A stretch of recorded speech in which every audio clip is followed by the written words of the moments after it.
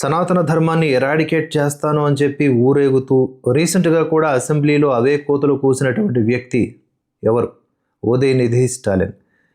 ఇంతటి ఉన్మాదం కేవలం నోటిదోలతో వచ్చిందని మనం అనుకోలేం. నోటిదోలు ఉంది, కాకపోతే నరనరాన హిందూ ద్వేషం కూడా ఉంది. తాజాగా నోటి దూలతో కూడుకున్న వ్యాఖ్యలు చేసినట్లుగా, అహంకారంతో కూడుకున్న వ్యాఖ్యలు చేసినట్లుగా కూడా అర్థమవుతోంది. ఈసారి నటి త్రిష మీద, అంటే ఒక మహిళ మీద అనుచిత వ్యాఖ్యలు, ద్వంద్వార్థ పద ప్రయోగాలు చేశాడు. దీంతో పోలీసులు అదుపులోకి తీసుకున్నారు ఈ ఉదయనిధిని. అలాగే ఇతను అరెస్ట్ అయ్యే అవకాశాలు కూడా ఉన్నాయి అనే వార్తలు వస్తున్న తరిమిలా కోర్టును కూడా ఆశ్రయించాడు. దానికి సంబంధించినటువంటి విచారణ ఇప్పుడు జరుగుతుంది. అయితే ఏం చేశాడు, ఏందా కథ, అవన్నీ కూడా మనం తెలుసుకునే ప్రయత్నం చేద్దాం. కావేరీ జలాల అంశం ప్రస్తుతం తమిళనాడులో హాట్ టాపిక్గా మారింది.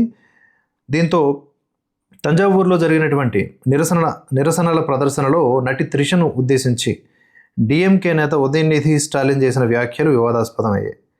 దీనిపై కేసు నమోదు చేసుకున్న పోలీసులు ఆయన అదుపులోకి తీసుకున్నారు. కావేరీ నదీ జలాల అంశంపై సోమవారం జరిగినటువంటి నిరసన ప్రదర్శనలో ఉదయనిధి మాట్లాడుతూ విజయ్ ప్రభుత్వంపై తీవ్ర విమర్శలు చేశారు.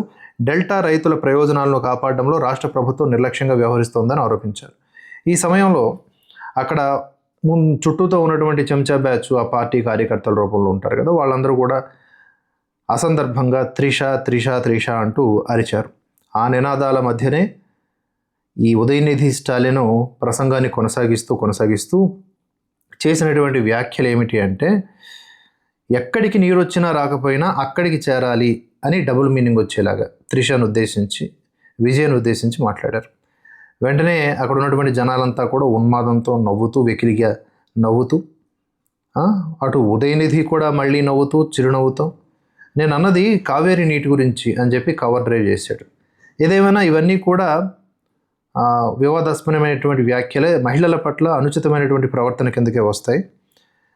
సభలో కార్యకర్తలు త్రిష అని అరిచినప్పుడు ఉదయనిధి అలా కామెంట్ చేసి నవ్వడాన్ని నటి త్రిషను మరియు మహిళల్ని పరోక్షంగా అవమానించడమే అని చెప్పేసి టీవీకే, బీజేపీ, ఎండిఎంకే తదితర పార్టీల నేతలు మండిపడతా ఉన్నారు. దీని మీద టీవీకే పార్టీ మహిళా విభాగం తంజావూరు ఈస్ట్ పోలీస్ స్టేషన్లో ఉదయనిధిపై ఫిర్యాదు చేయడంతో పాటుగా జాతీయ మహిళా కమిషన్కు కూడా ఫిర్యాదు చేశారు.